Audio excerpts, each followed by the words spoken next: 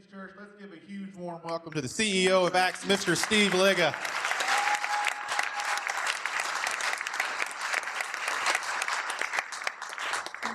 Steve, I love how you put it on the spot there on YouTube and said we'd love to have a Comcast team here. It's all about bringing people in every opportunity. I think you should follow up with her on Twitter just to make sure she gets it and has that team there. We are excited to have Steve here with us today. Of course, as you heard, as you all saw, he is the new CEO of ACTS. He's been on the job about 5 months. Yes. It has been a whirlwind 5 months, as you will hear from him in just a second. Steve has spent the last 22 years of his life in New Jersey, which you'll hear more about, but he's actually a local. He grew up right across the river in PG County in the other state over there. In Maryland, but grew up here, went to high school here. Steve graduated valedictorian of Archbishop High School, I believe you told me? Archbishop Carroll, yes I did. Yeah, Archbishop Carroll. And, Steve grew up, in a time and his dad actually lost his job in the 5th grade, which really helped shape who he became. It helped shape who he was. It's helped shape what he's doing today. And really, Steve, that's where your journey started. That's what got you into the role that you're in today. So as your dad lost his job there when you were in the 5th grade, how long did that last, and just how did that shape your future? He was underemployed for about 5 years. And I say underemployed because he never stopped working. But he was working 2 and 3 minimum wage jobs, and there were 5 kids in the family. So we needed to depend on the community, and we never went hungry, and we never missed a mortgage payment. And that's because we would come home from school and there'd be a bag of groceries on the back porch, or my mother would open the mailbox and there'd be a money order for the electric bill or something like that. And it was just the community kept us together. And it was the church communities, our neighbors, but actually it was mostly the church communities, because our neighbors didn't actually know just kind of how bad a situation we were in. Wow, and Steve and I got together this week. We had some lunch, and he just shared with me that, it was during this time frame that, as you said, the church community really helped you guys out, but it started to help you see how God works in your life in a real way, right? It did. That's when I knew that I wanted to be of service, because people were service to our family, and that kept us together. As you can imagine, it was a very stressful time for my parents, but I saw that people could make a difference for families, and right then, that's when I knew that's what I wanted to do. I was going to be of service. Even when we were struggling, my mother ran a food drive for the church, so we were still giving as people were giving to us, and I just thought, that's what I want to do. That's my life. That's awesome. And the high school you went to, Archbishop Carroll, now that was a private school. Tell the story of why you wanted to go there and how that came about. It's a fun story. Again, who goes to a private school when you have no money and you're worried about mortgage payments? But I had heard about this school. It's in DC, and it's all about social justice. That's its mission. It works with most of its students are on some kind of financial need scholarship there, and you can't graduate without taking social justice classes and working in soup kitchens and doing food drives. And that was really appealing to me, so I applied. And I got a half scholarship. And my parents said, that's really wonderful that you got a half scholarship, but we don't have the other half, so you're still not going. So I called the high school principal, and I said, I really want to come to your school, but I can't at a half scholarship. And the principal said, well, why don't you come on in and I'll talk to you. And at the end of the conversation, he said, I want you here and you can come for free. Wow. Yeah. That's an amazing story. And you told me that the other day. I think I said this to you in the restaurant. I said, I think as a parent that God's had his hand on you since an early age. And I think he's known what he's wanted you to do. And yeah, that's an amazing story. And then so you leave high school, you go up to Villanova where you meet your wife, Diane, who's with you today. And then you just kept serving and you did something pretty awesome up there. Tell us about your time at Villanova. Well, Villanova, which I couldn't have gone to if I hadn't gone to Archbishop Carroll, because the valedictorian gets a full scholarship to Villanova. So that's where I knew I was going to go. I applied to one college and one college only, and that's where I went.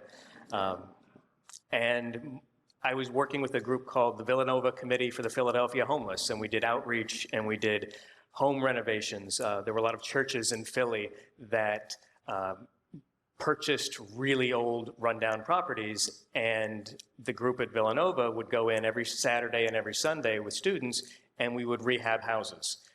Then the churches would have them available to have people from the community then live there rent-free.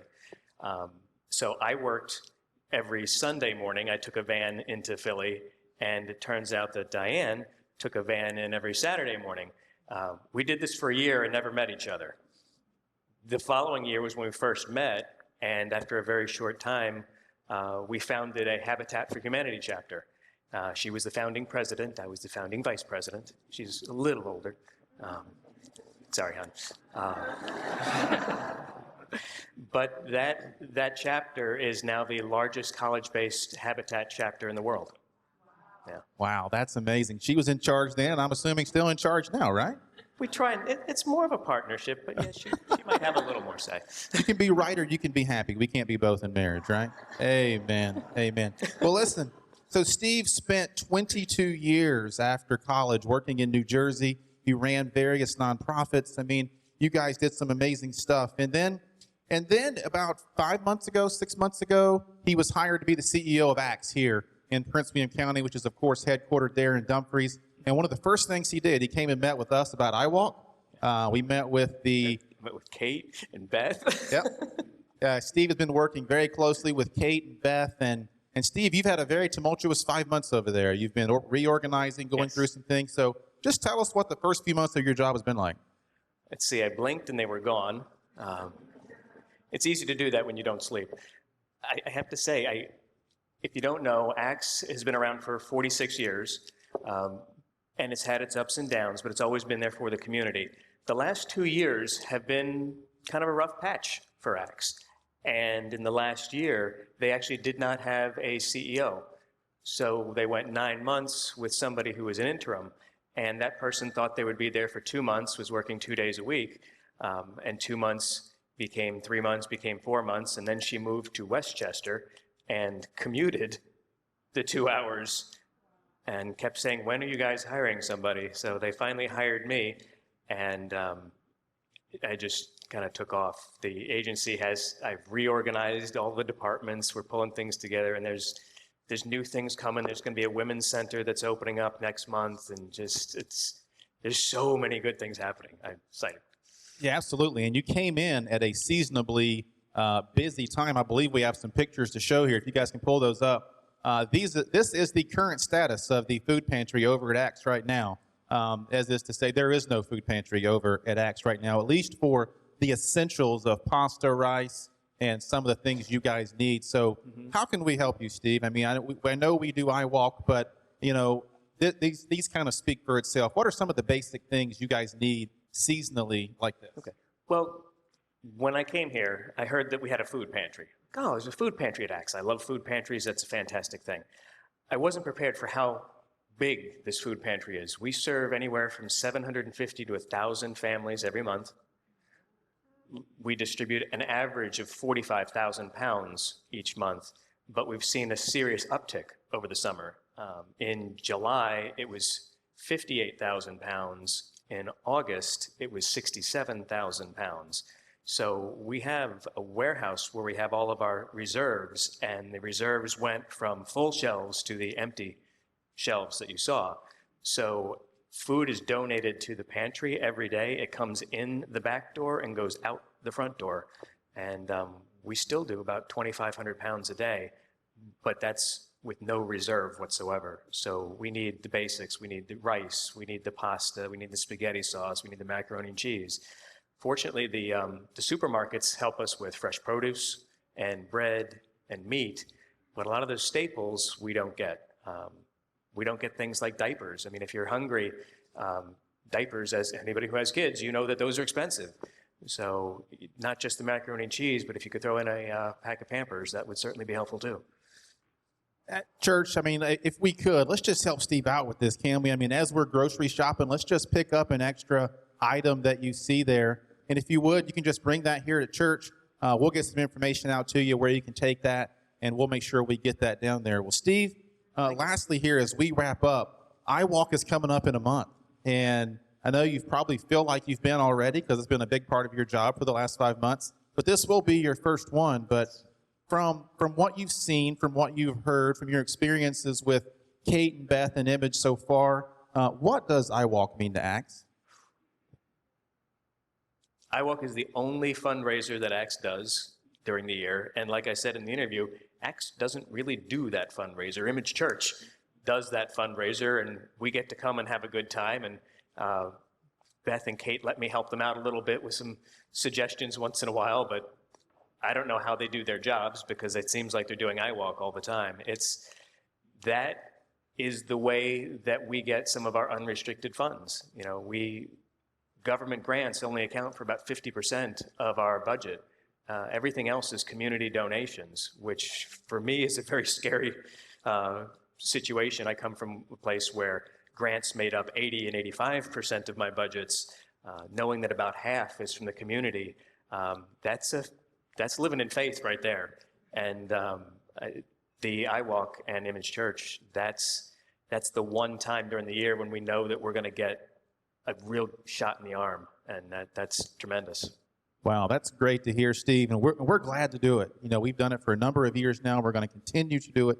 It's an exciting time for our church. And in church, as we pull up this last slide here, I want to talk through, so you can see some of the past pictures of the iWalk and some of the things that we've done. It's just been a great time. But as we wrap this up, this is our mission statement. This is why we exist. This is why we do what we do here at Image.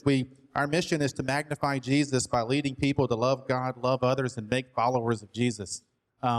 We gather here once a week, and we hear from the Word. We hear Pastor Chris preach from the Bible, and it's wonderful. And that gets us re-energized. That charges our batteries. But then we're sent.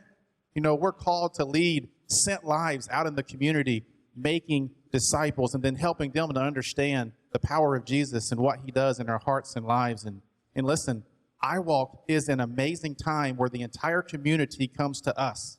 It is a time where we get to, number one, we get to raise funds for a wonderful organization such as Acts and help them out and be a partner. But at the same time, we'll have well over 1,000 people most likely that day coming to the gates of Fitzner Stadium where we get to show them what the love of the church is all about. So if you haven't registered, check out iWalkforActs.com. Help us get the word out. Share it on social media. And let's just rock that place that day. All right? Steve, we love you guys. Thanks for coming. And we're looking forward to October 17th.